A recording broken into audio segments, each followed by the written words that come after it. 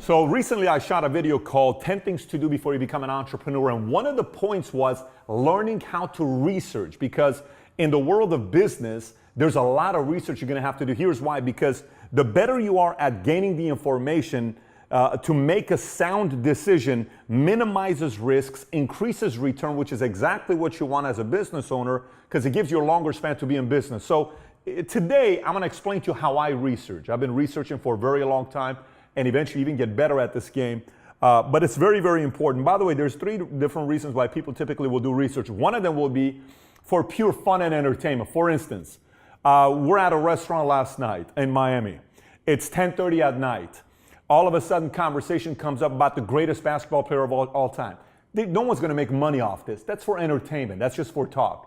The second research we do is for self-education. I want to know more because I want to be educated for me. This is not, let me express my point why I believe Tom Brady is the greatest, not Joe Montana or whatever that debate is. Self-education, I'm just doing it for myself.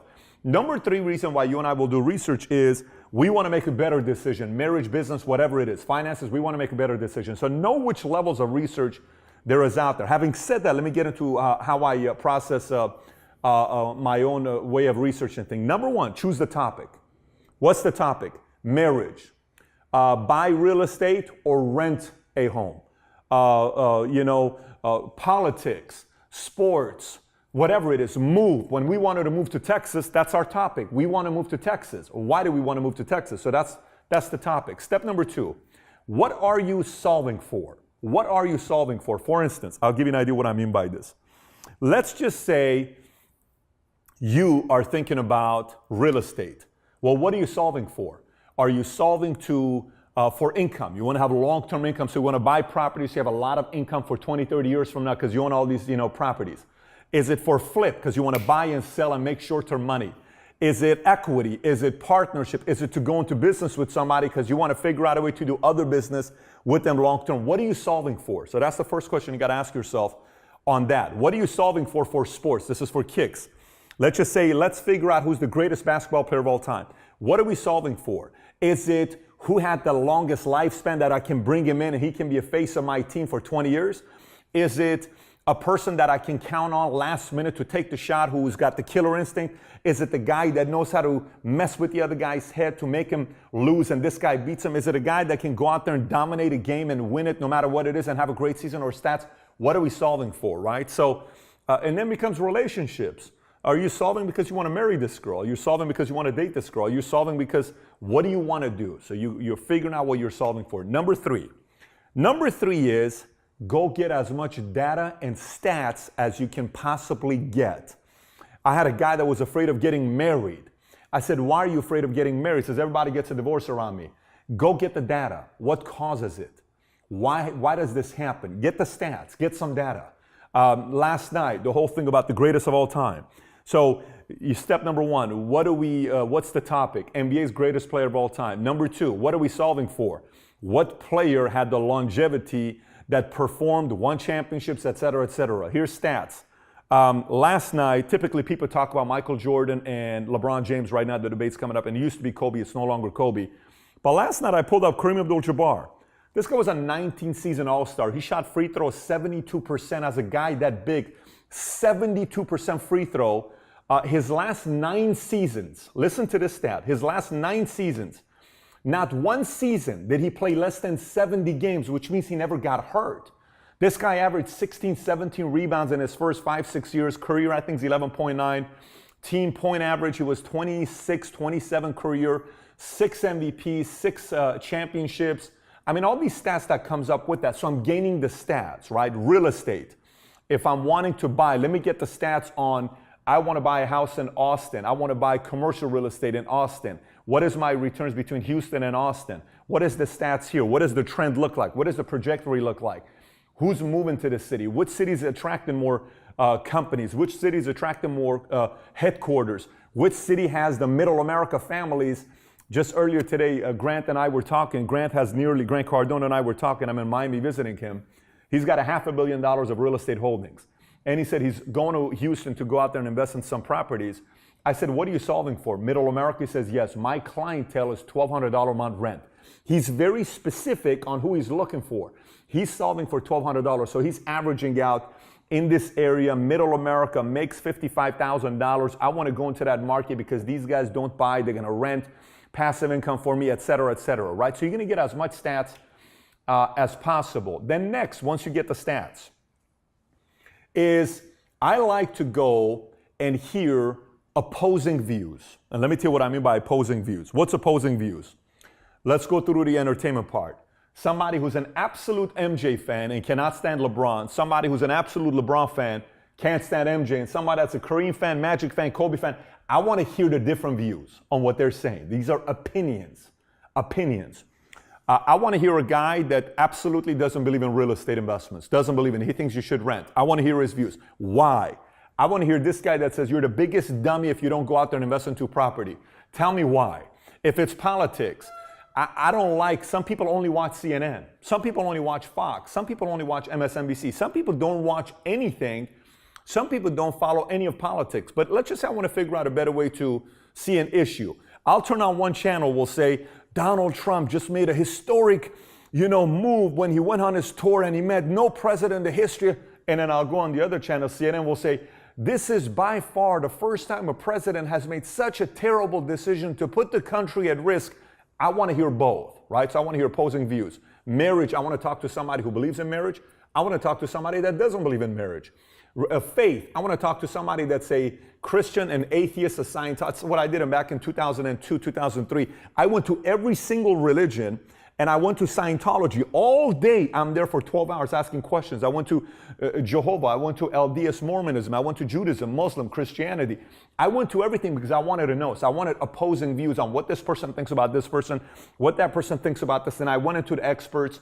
And keep in mind, back in the days, one thing about getting stats I want to add on that I didn't talk about. Back in the days, nobody could come and say, an unknown source told us that President Obama was the person who leaked. You couldn't say unknown.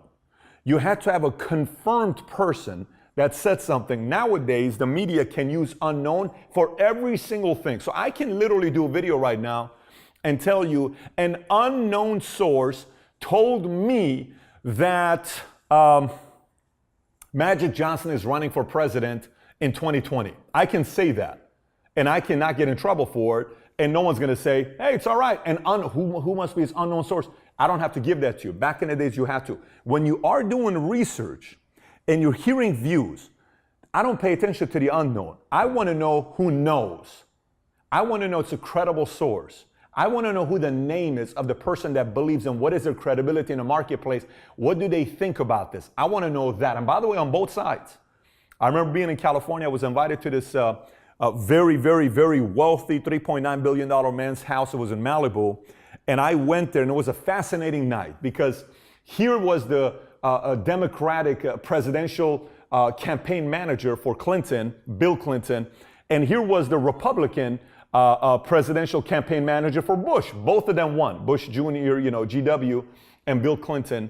And they were going at it, right? I mean, that hour and a half for me was, I'm just listening to these guys going at it because both of them have credibility. Both of them help somebody become a president. Both of them going to talk a lot of shit to each other. Both of them are going to say what's wrong with this person, what's wrong with that person, and you just kind of watch this battle go at it, right?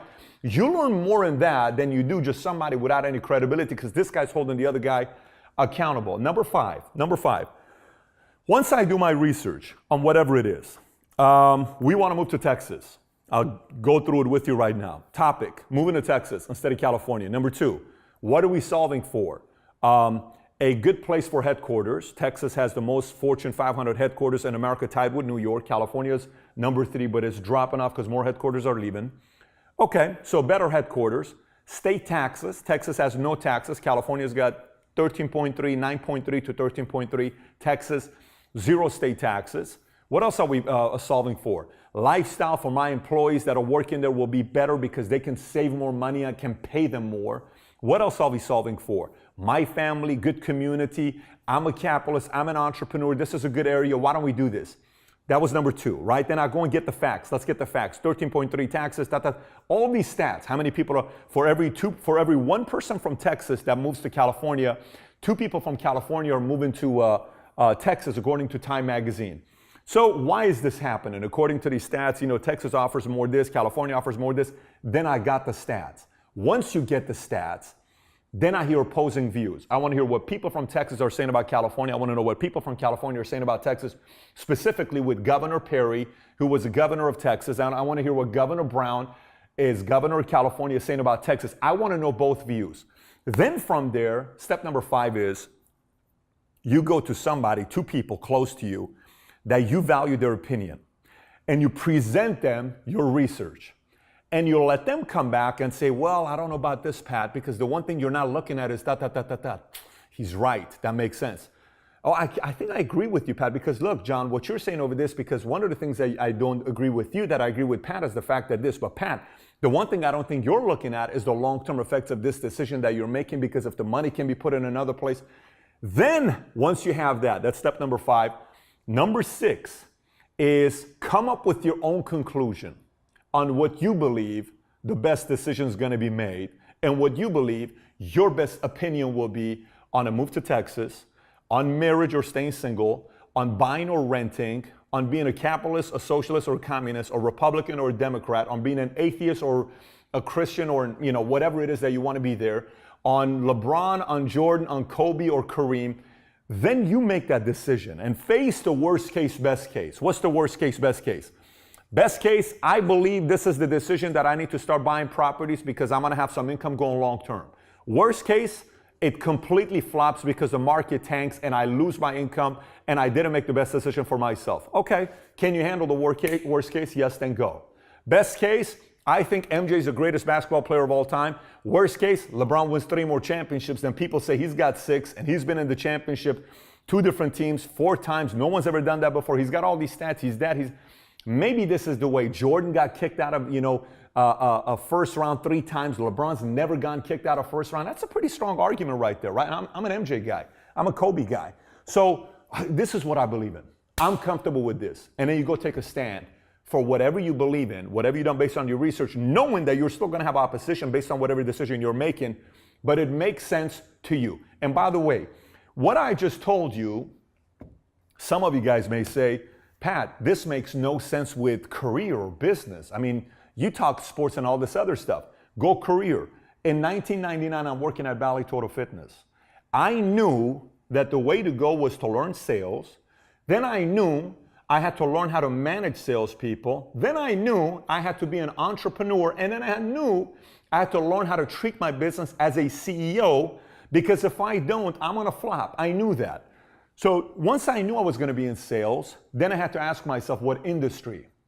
So if I wanted to find out the industry, what am I solving for? I wanted an industry. I talked about a couple last night. Paul and I, we were at St. Regis here in Bal Harbour, Miami.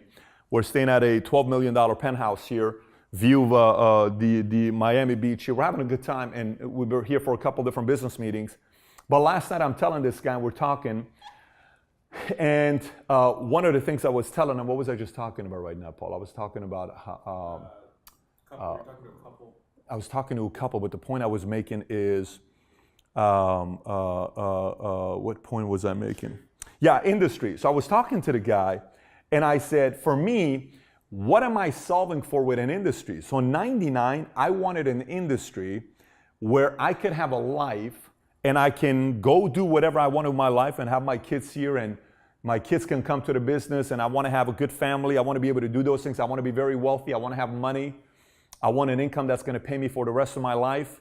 I want freedom. I want control. I don't want to constantly be selling a house on Sunday. So I eliminated real estate. And then I went through a process of elimination. I got a ton of research I did on the stock market, why people were getting Series 7s in 1990s, why people were getting Series 6 and 63s and 80s, why people were getting insurance license in the 70s, why people got their real estate license in 2000s, why people are, I wanted to find out all these stats. I wanted to find out what the real estate trajectory looked like every decade, and why is it that for every 2 decades real estate does bad, then we have 1 great decade, then 2. You go back in the last 10 decades, you'll see that trend, which 2 bad, 1 great, 2 bad, 1 great, 2 bad, 1 great.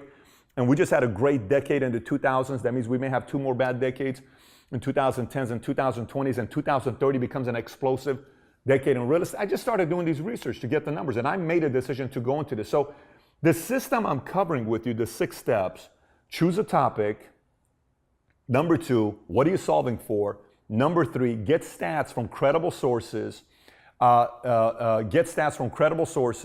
Number 4, hear opposing opinions on what people are saying. Number 5, go to 2 other people that you respect that have credibility with you and present them your research.